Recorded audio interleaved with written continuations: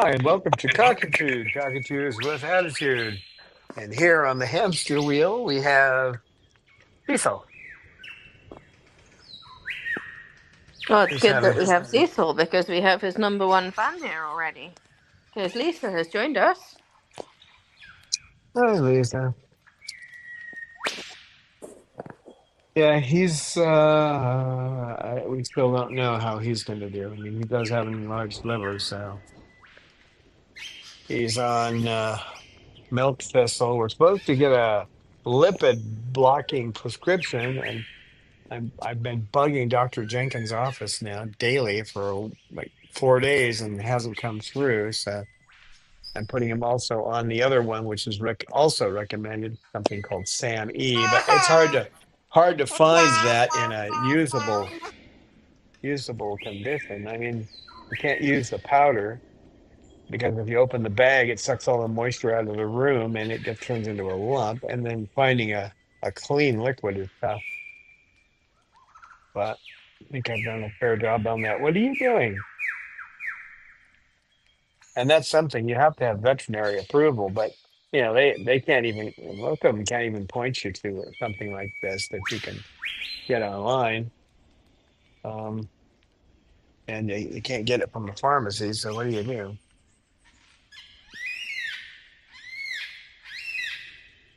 And we do have actual tests that have been done on true extract of milk thistle, the actual chemical in there. I forget because of an S. I can't remember the name of it, but that does seem to work. So in many of the cases, at least in clinical studies, so the same with the other one I've just ordered. And on top of that, you've got avian ganglionaritis, so that definitely doesn't make it any better, does it? You having fun beating me with that? I don't even know what camera angle to talk to doing that. Put it to the front, you run away. There you go. Oh, he's a good boy. And here comes his friend down here, KK Bird. Hey, KK.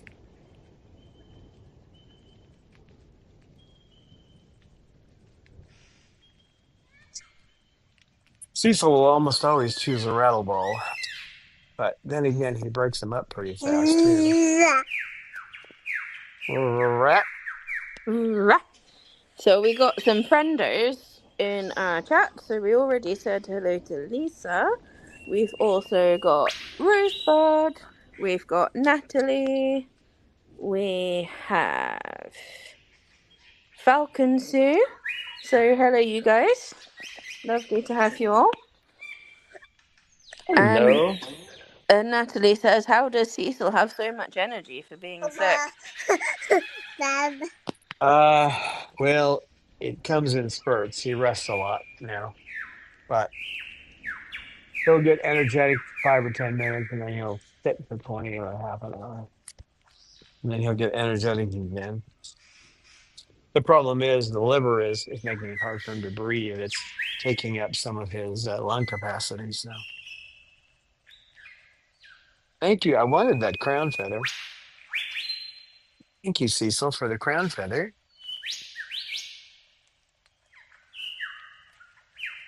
I could wear it and be a king, but if I put it on my head, he'll start looking at me like I'm from another planet.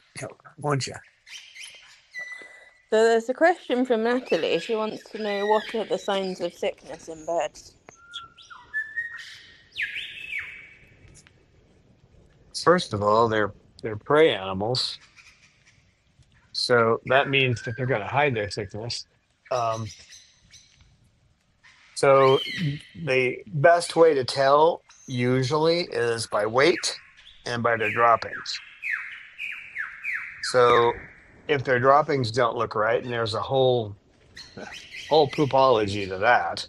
Um, if their droppings start to change, and if you gave them cherries tonight, which isn't a good idea. You don't want to give them too much fruit sugar, but if you gave them something that was red and they ate it, and the next morning their poop is red, well, it's probably not from blood. and light red usually, darker when it's actual blood. So you want to have all three elements there. You want to have the clear liquid, which is urine, the urates, which is either white or an off-white, an almond color, and then the actual poop, which should be in strings. Okay, it should be in little tubes. So if that is looking mashed and it's staying like that for a day or so, because when different times of the day it doesn't always come out the same. But if the poop doesn't look right, or you got too much liquid or too much urates, then you probably have a problem. And that's over a day or a day and a half. You want to watch that. Um, if you go by I see one bad poop, that doesn't work. So because they do have a variation, just like we do, in the way that they go. So and then you need to weigh them so that you know what their weight is. If they start dropping weight, you got a problem. Or in his case, he was actually gaining weight, which was not a good sign because he's gaining weight because his liver is getting bigger. So it wasn't much. We're talking maybe 5 grams there, but when you tie on a bird like that, that's quite a bit of weight. So the two main things to look at is that. The other things you look at is their eyes. If their eyes look weepy or their eyes are oval shaped all day long, that's not a good sign. If they have wet nares, well, we don't have they don't have a nose, they have nares. But if they look wet, they can look wet one time of the day, and that's fine. But if they seem to be wet all day long, that's a problem. Um, Feather condition birds that have not good feather condition are probably not getting proper nutrition. That's another thing if you're feeding them right, then you shouldn't have to worry about that. But if their feathers, you can see how the feathers here all look pretty good. Well, that's why. Of course, part of the reason is that they don't tear them out anymore either. But um, so you're looking at the eyes, make sure there's no weeping or any discoloration, no redness around the eyelid, and then no weeping at the nares. Um, if you've got your bird trained, and this is a big if, you want to look down their throat at least every other day to make sure that you're not seeing any kind of anything strange going on. And if you start looking, if you can get them to open their beak, come here, get them to open their beak so you can look in. Um, That's a trained behavior, by the way. Uh, if you can get them to do that, then you can see some things going on there too. Because if it gets out of color, you get used to what it normally is, and if it changes, you can tell there's a problem. So you got to see the norm first, and then you feel down to see if anything feels like a day when I saw his chest expand, he was obviously having trouble breathing, and his chest felt hard. Like usually there should be some pliability. Well, there wasn't any, so I knew something was going on for sure then. But he had none of the other signs. Poop looked normal. Weight was going up a little bit, which he fluctuated his whole life long. Um, but the big key with him was that tightness in the chest, which signified organ enlargement. There's a lot to it. I mean, just to know whether your bird's sick. Now, if like Dr. Young says, you have a bird and you find it at the bottom of the cage and it's been sitting down there for a couple of days, not doing much, just looking kind of funky, well, you're going to take that bird in, and that's going to ask you, well, after it dies, how do you want to save the ashes? So if a bird gets to the bottom of the cage and is sitting there and not looking, I mean, not looking well, you're probably gone too far already. But you know for sure it's sick of doing that. Now, if it's down at the bottom of the cage, if it's down at the bottom of the cage and it's digging around and it's trying to make a nest, well, that's normal. But So Don, can we check? So it's avian ganglioneuritis? yes, can you say that 3 times fast? You get a prize. All right, I'm gonna try and write it. So, can you briefly explain how you do the test? Like, where do you send it to and stuff? Because Natalie is considering it for Ace, I think. Oh, okay. Well, there's only one place where you can send it. Um, and I'm not going to be able to remember the name of it. If you look up Dr. Dalhousen, Dahlhausen, and put lab after it, you'll find the name of the lab. Um, he's retired now, but the lab is, if you put that in there, you'll find it. I'll put it in the show notes too, but it'll probably come back to me. It's kind of a technical name, which makes it hard for me to remember. Usually I can remember that kind of thing, no problem. But right now it's hard to remember.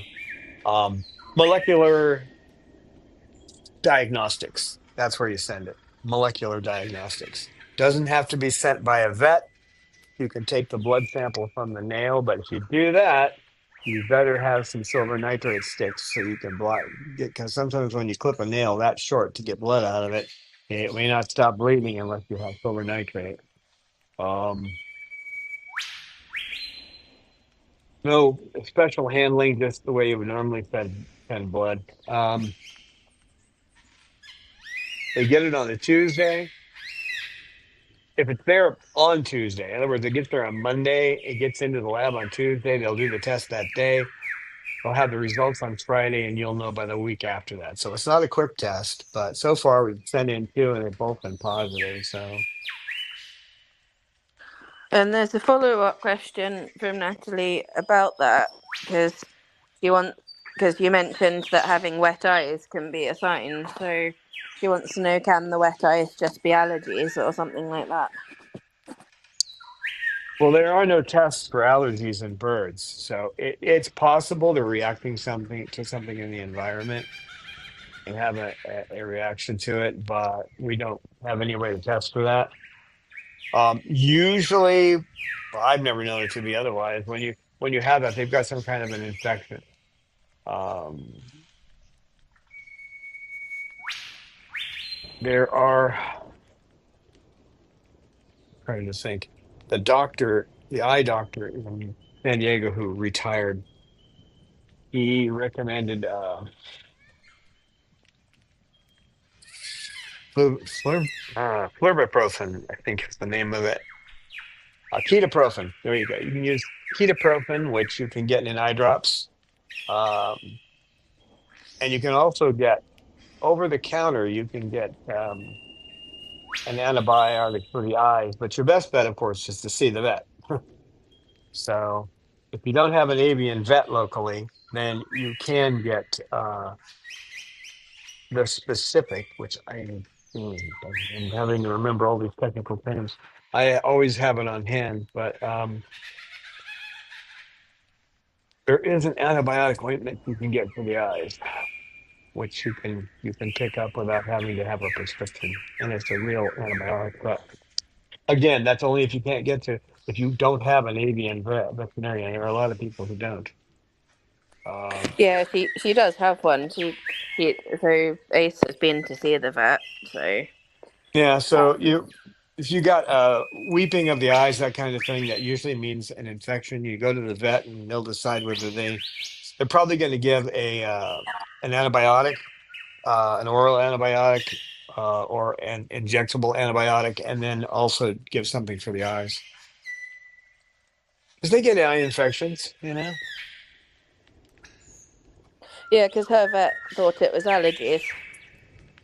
I mean, it could be, but we have no way of knowing really. So No, actually, the first vet I ever discussed it with was not an avian vet, but he said, "Well, birds don't get allergies," and I said, "Do we have a test for allergies?" And he said, no. And I said, "Then how do you know they don't get them?" And that was the end of that conversation. He changed the subject.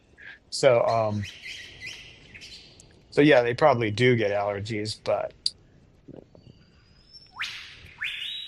well, avian vet. poor old Pip seems to be allergic to herself. Yeah.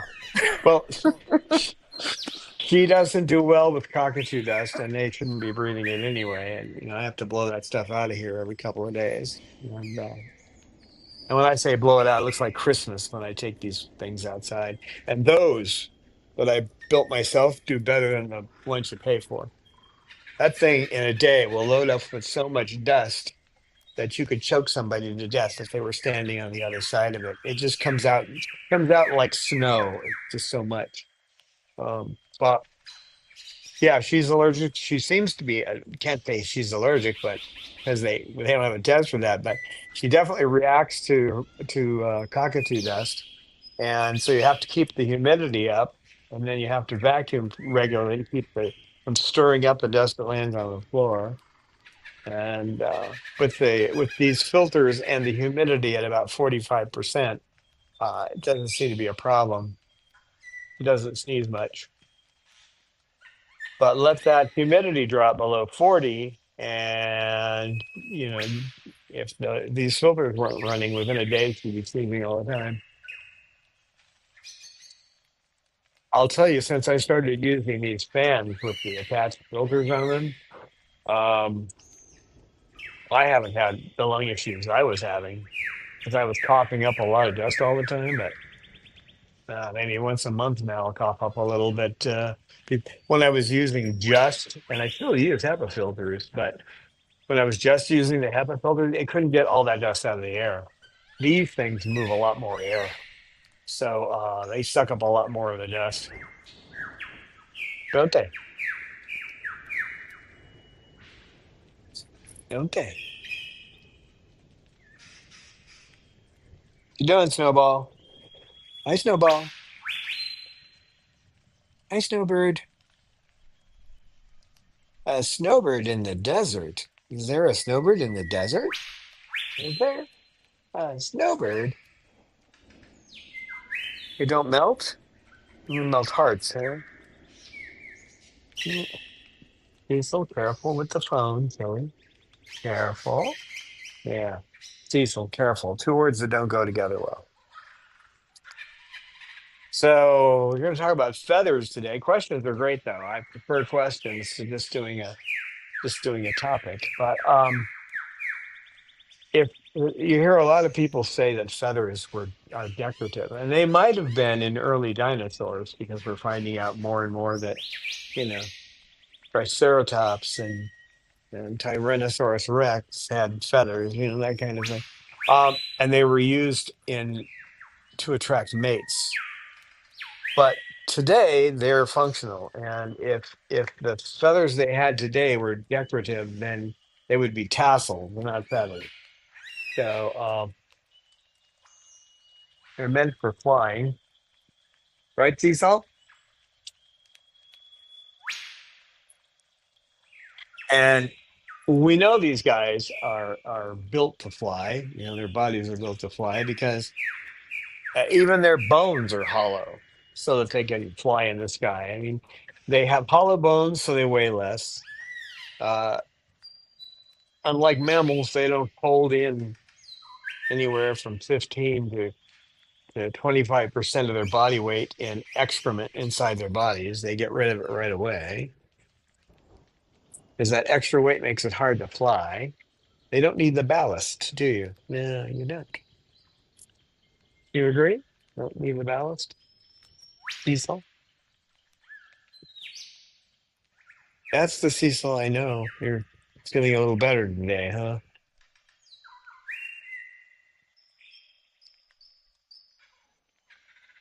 Yeah. You want to get off my arm? You want to get off my arm?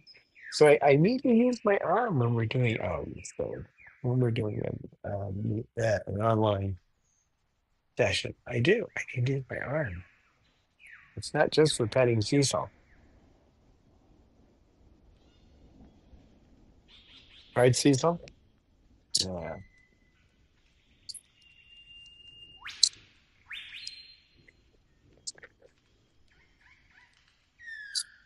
So even their chests are built for flying.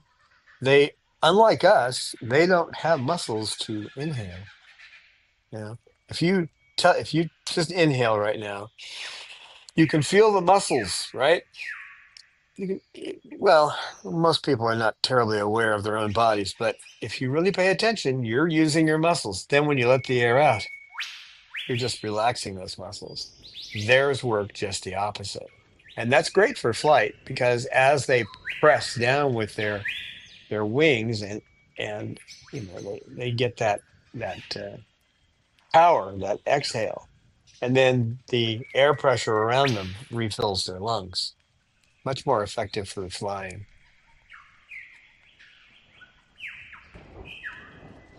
There was a paleobiologist who studying early birds, and one of the things he did was to test various forms of lift, and he was testing birds on different inclines, getting them to run up inclines. Anyone who's done ABA knows you can train a bird to do something like that. So what he found was that in the process of studying what uh, different levels of having feathers would do for flight, he also discovered that that's where they get most of their exercise. Because when they're actually flying in the top hat, when you do that, you start biting. You don't mean to, but you do. I know that. You're going to reposition it on my arm, and I'm going to say, ouch.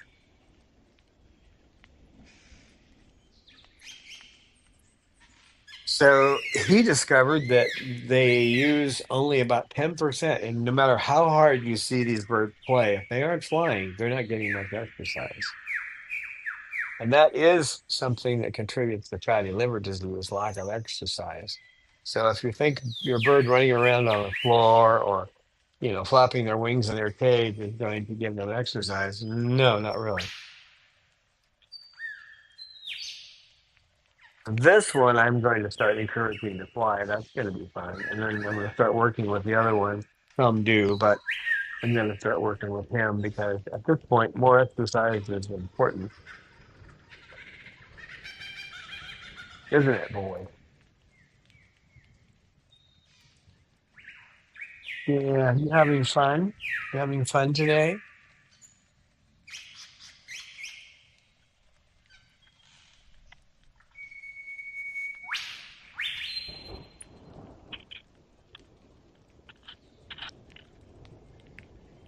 Yeah, so we have these birds that are built to fly, and then we wonder why they're not happy being in cages and they're grounded. It's kind of like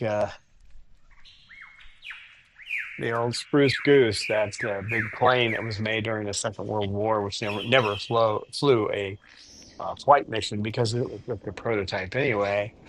But until it got off the ground, it was just a big hulking monster. And these guys, their bodies don't like that. They like to get that flight in. This one doesn't know he can fly, but he's going to learn, aren't you? Yeah, starting tomorrow, aren't you? Yeah. He's going to think I'm crazy when I get. Now, the way you teach them to fly, we'll get into that. The way you teach them to fly is you put them on a perch and you put about 6 inches between you and the bird. Okay, that's about a quarter of a meter. But and then you put your arm up and you call them over and try to get them to jump the distance. And then you just keep increasing it. And you can use the word fly if you want. Use a word and be consistent if you're going to use a word. Or you can say, come here, that kind of thing. Come here. And but just be consistent. Once you start using it, stick with it. So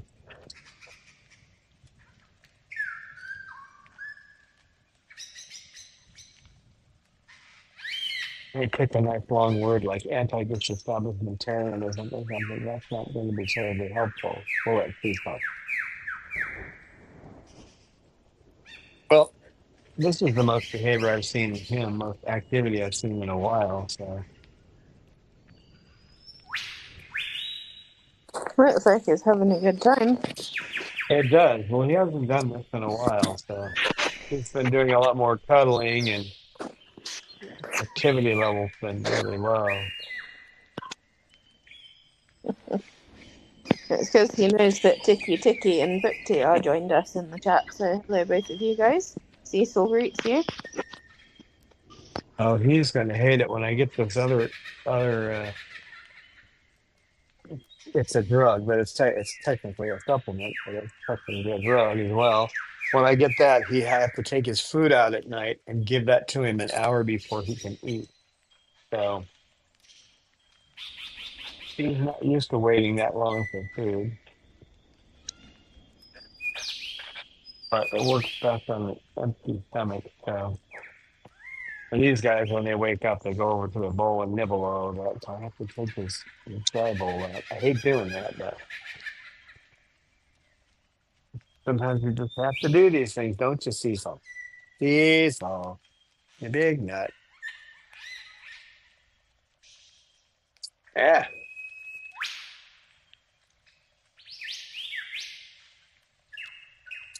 What are you doing? So it provides, we all talk about cardio. You got to do your cardio exercise, but it's not just that, it's mental stimulation too.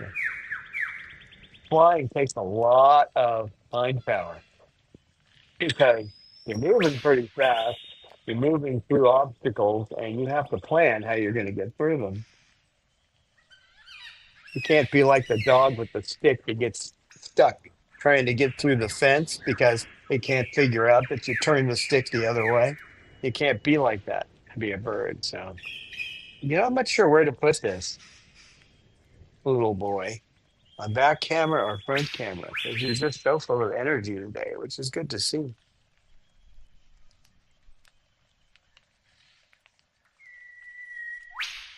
You have to imagine telling a runner, well, from now on, you just have to sit. Telling a dancer the same thing. You just have to sit from now on. And in a way they become like paraplegics because they just haven't they lose their muscle tone, they lose their energy. Cecil's the busiest of all the birds around here, but it's different in the aviary. When we can get to that aviary, they all move around. At least they move around.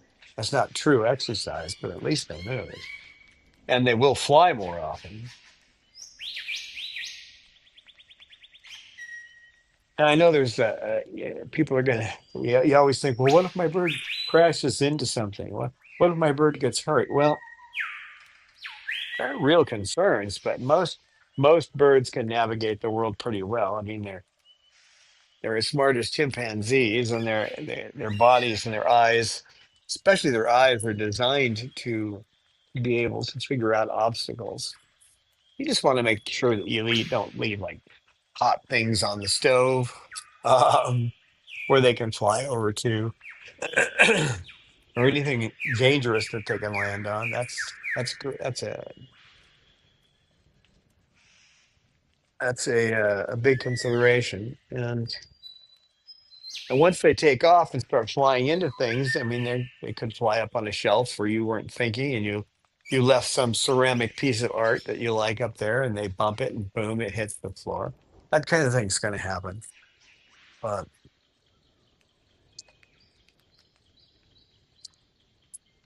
but the thing you have to do too when they go up there and land and they knock that over, you have to encourage them because they didn't mean to crash the thing on the floor. You've got you've got to reward them for flying, right? So when they fly up there, you don't go, "Oh no, my." I'm trying to think of something.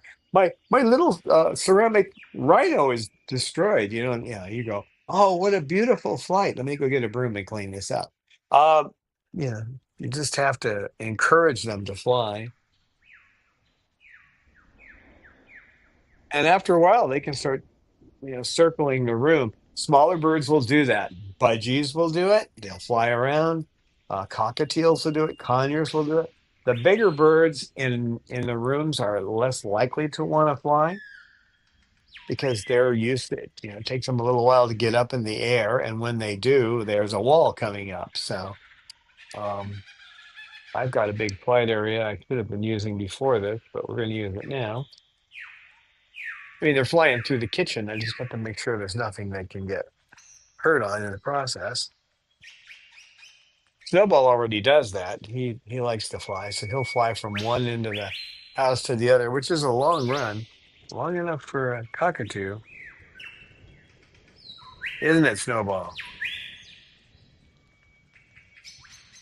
Oh, with Snowball down here, he has a callus he's had for a long time on his right foot, and I found what works: emu oil, and it's right. It's okay for birds. I've checked it. It's veterinary approved, but to soften it, but it does. I soften it and then I hone it down with a emery board. But I haven't had to use the emery board in a while. It seems that the emu oil is stopping the growth of the callus. It makes it soft enough for his normal movements to wear it down. Do you reckon it works on humans yet? That's the kind of emu oil I got. The pure emu oil, it's meant for human bodies to soften Oh, skin. Yeah. all Yeah. right, cool. Yep.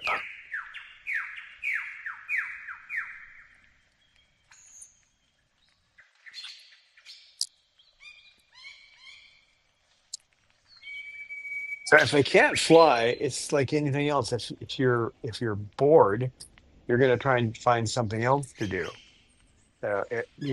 You're just about ready to destroy that. There he goes. He's gonna get the ball out of it. Loves to hear him rattle, but he has to tear them apart.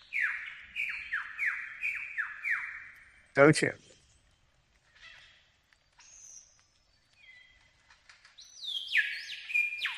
Well, I got that one on sale, so it was only $3.50.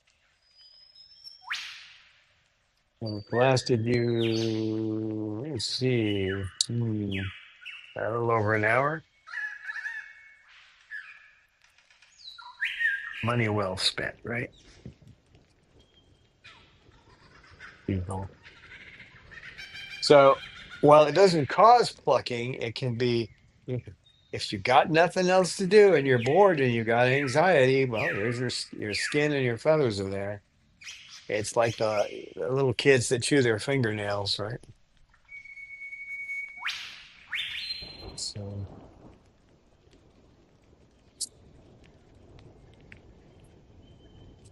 I know some people have their birds pre-flight trained, and if they come back, I mean, they're not used to getting their own food, so of course they're going to come back. As long as you train them, there's places where you can get. I know in the U.S. I think there's two places, but where you can go to have your birds trained to fly free. But you always take a chance when you fly them free. But one solution to that is to put telemetry on them, which you could do, but Don, when you said free flight training, I misheard it as pre-flight training, oh. and I was like, wait, having the birds doing pre-flight checks, like what does that involve? Are my wings in the right position? Am I leaning the right way? Uh, Got what's enough the? fuel on board? Is there a wind I can catch?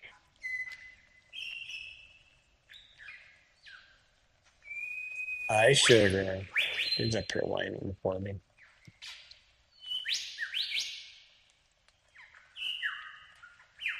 When I lived in San Diego, there were people that flew their birds in La Jolla at La Jolla Cove, and they made sure that the environment was right for the day, and the birds had learned how to deal with the seagulls, and the seagulls didn't want to mess with them.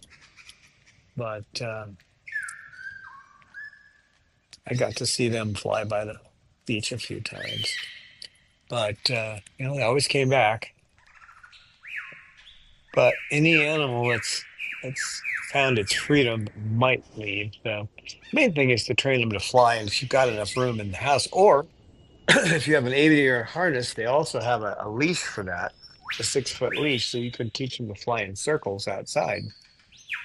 Teach them inside first, then get them into the harness and train them in the harness, and then go outside and train them to fly in circles.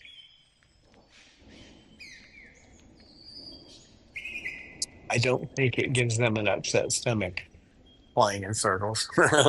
It would me, but not them.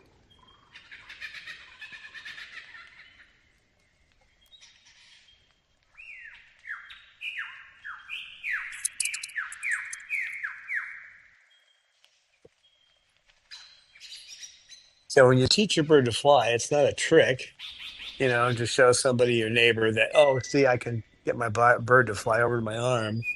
Yeah, it's a healing process. You're giving them exercise and helping them heal their bodies. That's the way to think of it.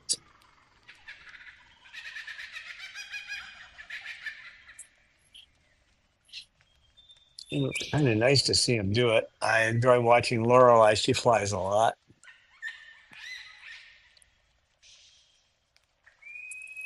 That one up there flies at least once or twice a day, usually into my face. Talking about you, Lucy. Is Lucy still going to fly into your face on a regular basis? Pretty much every day now. And she waits until I'm not expecting it, and she flies right into me. Then she seems to like your reaction. Yeah, she does.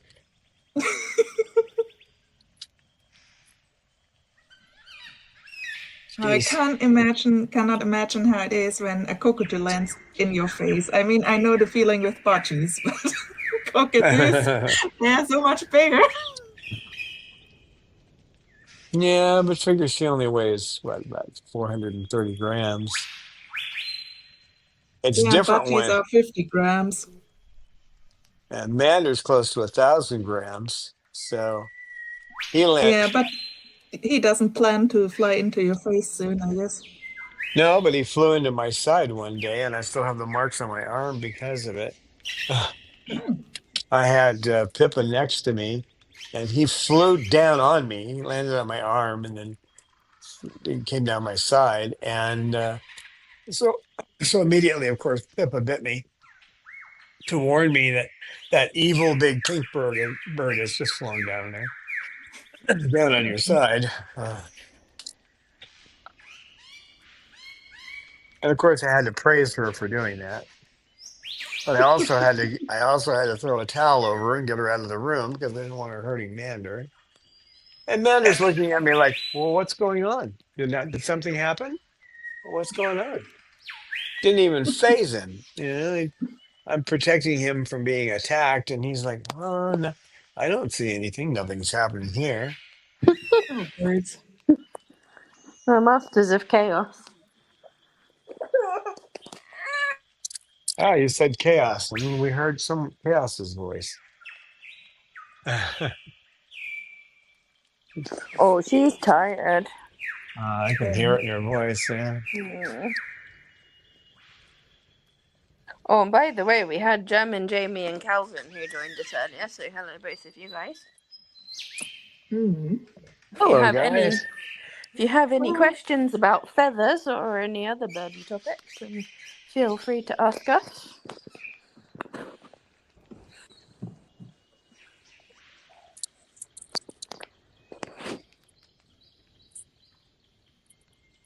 Yeah, they're amazing when you look at the different kinds of feathers that make up the flight scene. There's the coverts, which just provide a smooth area for the air to fly over. It's not just to make them look cool, right? Because these aren't for flight, except that they are, in that when they're pushed up against the body, the air flows over them evenly. Um, the flight feathers and the secondary feathers, and they can fly with their secondaries too. And you go to these places that you go to a vet the first time is, do you want us to do the nails and clip the wings? You look at them and go, why are you talking about clipping the wings? Um, are you from the medieval period or something? I mean, that's so archaic. Um, but they'll clip. What they do is they clip part of these primaries out here, and birds can fly with their secondaries. They don't fly well, but they can. So if your bird gets away, guess what? It can't fly back to you because it doesn't have the control it needs. So having your bird clipped is probably not the way to deal with it. The right way is to teach them to fly and to come back to you. Recall train them. You train them to come back on cue. Right? Whatever their favorite treat is, you get them to fly over to you after you've taught them to fly, and you give them that treat so they know that with these guys now that would be almond butter, but you can't give them too much of that because And got quite a. Go ahead. oh, sorry, I was just gonna say, as well as training them to fly in on the flat, round and round. You want to train them to fly up and down because if they do get away and then they get lost and perch up in a tree or something, when you go looking for them, they might not know what you look like from the top down because they've only seen you from a certain angle. Yep. So they That's so they need to be able to go up and down so they can recognize you and come back. we have the expert on that right up there. They still fly from that position and land on me. So she may not weigh a pound, but by the time she's hit me with about a pound and a half of force. If she knows me from the top down now, for sure. But you're right about that. They need to know that. And I know a lot of people who have had their birds um, get up in trees have had that issue. The bird won't come down. And it's especially bad with the birds that have been trimmed because if you trim their wings, they can't control their flight properly. You think they can't fly with just their secondary feathers? Well, think again. And I know the worry, you're afraid they're going to get out the door. Well, that means you need to make sure the doors are secure. And that's one of the reasons we don't generally recommend people having, I don't recommend people having parrots if they have kids, because kids are always banging their way through the door, um, opening the door, leaving the door open without thinking. Because without thinking is what you have with kids. They do a lot of stuff without thinking, right? Not all kids, but the majority of them will. I mean, there's adults like that too. Um, that's where I learned the phrase from my dad, were you born in a barn? I don't think it took me too long to realize that he didn't want me leaving the door open, even for just a few seconds. Go outside, close the door. If you're coming back in, open it again.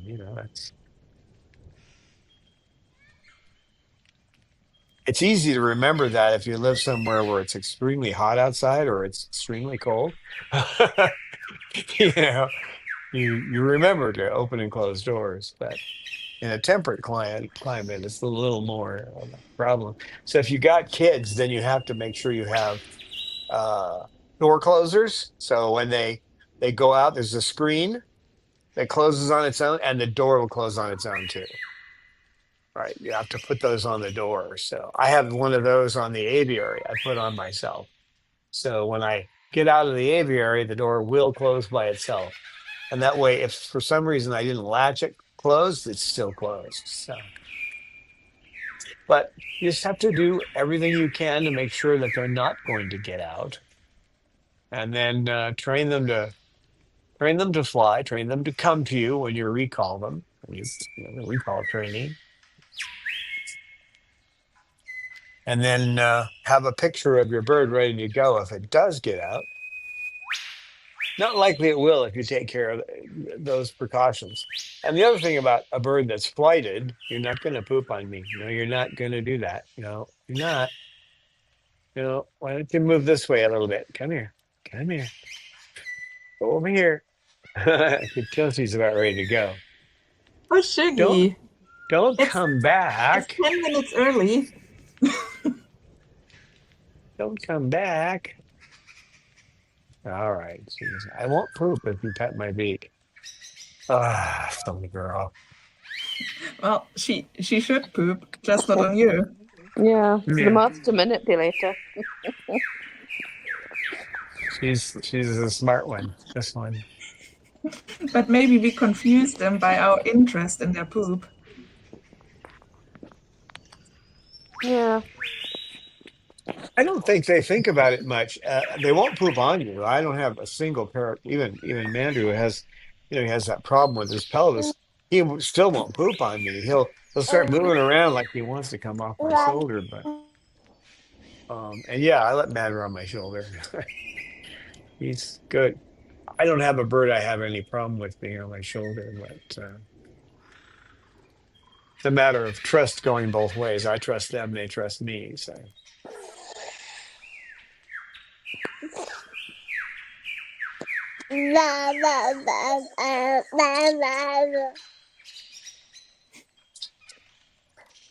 I don't know Training what that means, communication but skills. I think it means I like birdies or something. Hmm. probably, probably.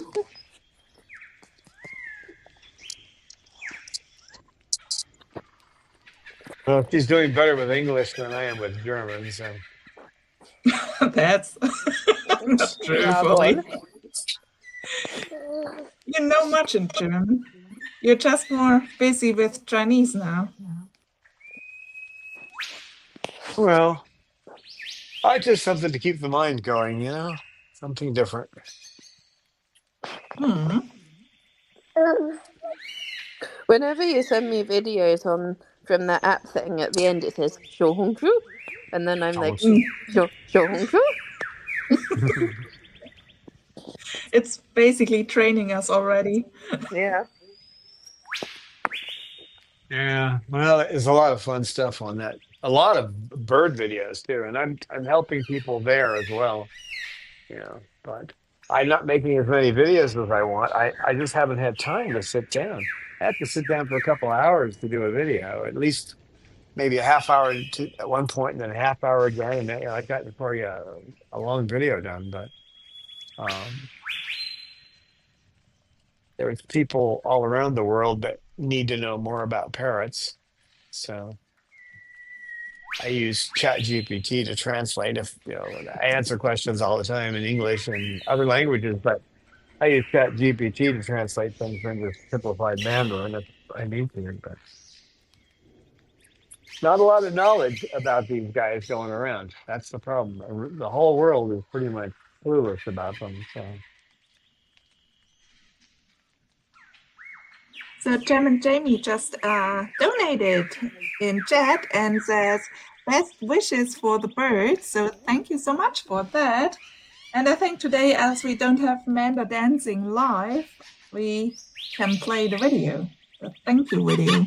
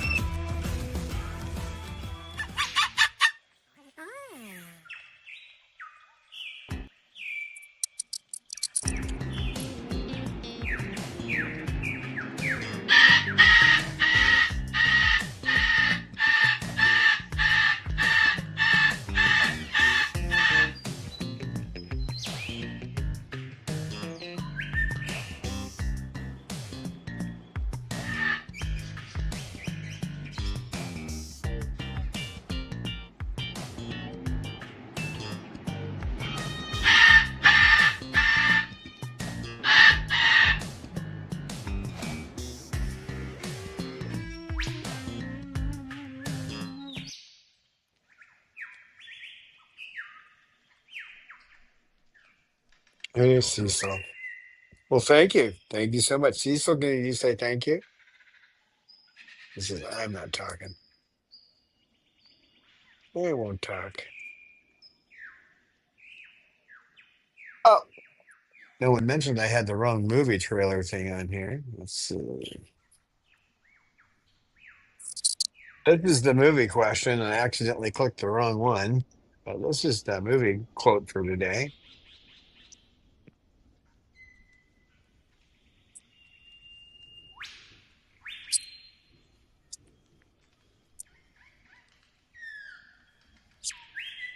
I think you've had enough beans.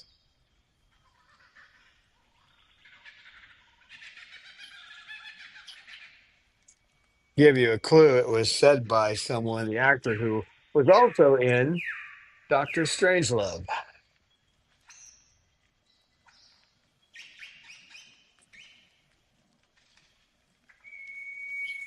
Snowball, are you being a voyeur over there again?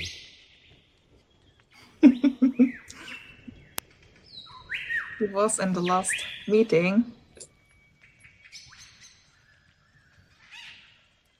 Oh, look at that. That's completely stalker mode.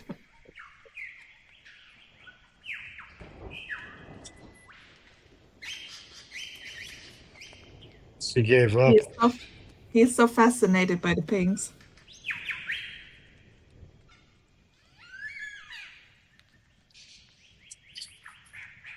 It is an unusual obsession.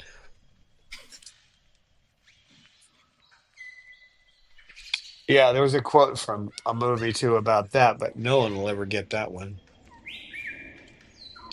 I'm a natural voyeur. So, bonus quote from the movie. Let me think somebody you would know in that movie. Patrick Stewart is in that movie. Plays a minor part, but he's in there.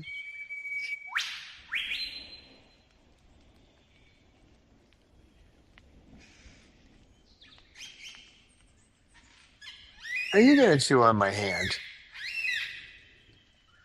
Oh, you going to chew on my hand, buddy?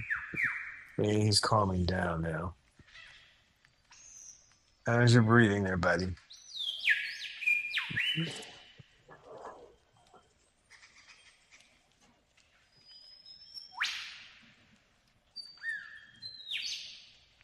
A good friend from across the pond was trying to get me to take a compound they use with pigeons, and I just couldn't make myself do it. So I looked at the chemicals that were in it, and then I looked at what was being recommended by the veterinarian, and then I saw there was one that had that in it. And I thought, well, that's the one we'll try then to go along with the other. So we're still supposed to get a lipid blocker, this prescription, but I'm writing emails back and forth trying to get that information.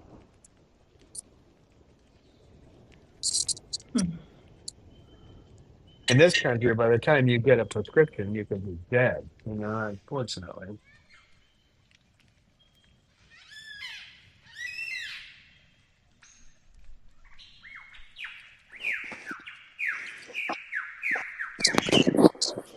There goes Snowball.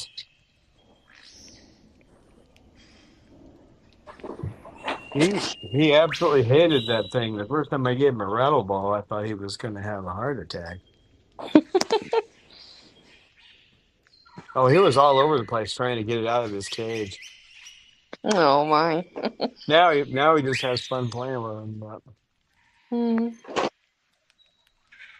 thank you. So you okay, buddy? Kazi's doing well. Cecil, we still have to wait and see what happens.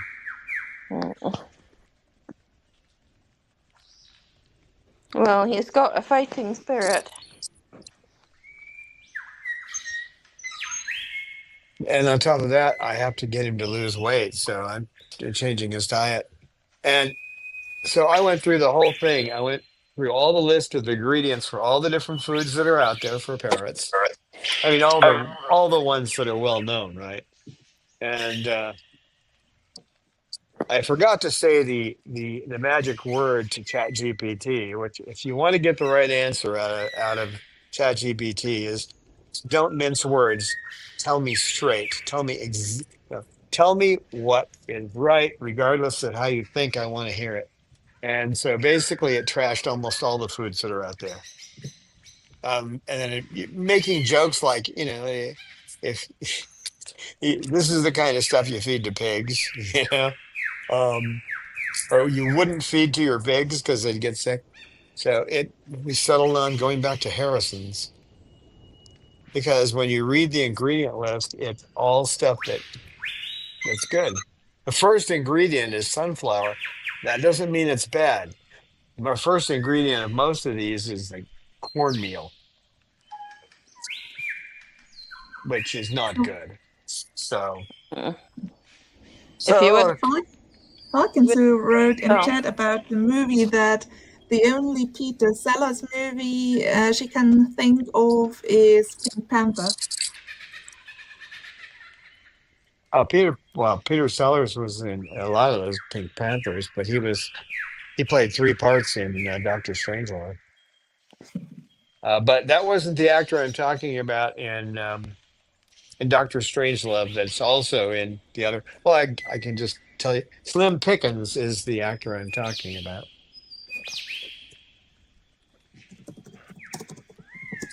Slim Pickens. Oh, he's great in that movie. He reads out a list of all these things that this is a kind of a story buster, but he reads out this long list of items that are in the survival kit while he's on this B-52 going to bomb Russia, right? And he gets ready. This is like 2 packs of amphetamines and he goes, "Wha- 1 pack of nylons," and he goes, "Well, a guy could have a pretty good time in Las Vegas with all that stuff." Um, it's packed with fun stuff like that. If you like dry satire, it's excellent. And it's a Kubrick movie. I mean, it's not like I think it's Kubrick's first movie. I'm not sure of that, but I think it is. But anyway, I think you guys had enough beans comes from Blazing Saddles. Oh, Blazing Saddles. Mel Brooks. Yep.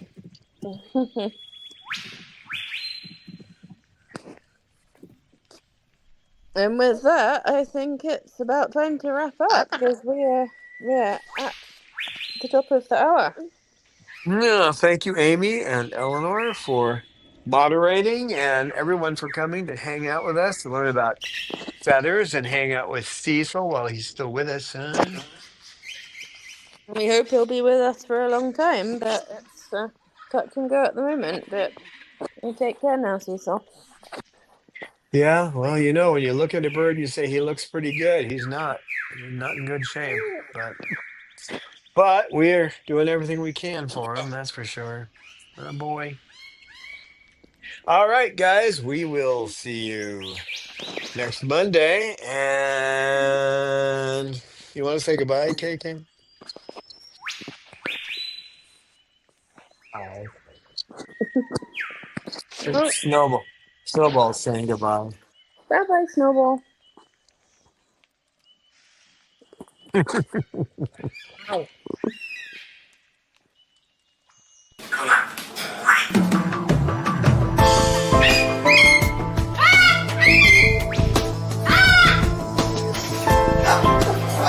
Science knowledge only adds to the excitement, the mystery, and the awe of a flower. Evidence is evidence. It's public. Everybody can look at the evidence and assess it, and eventually, if there's enough evidence, come to the same conclusion.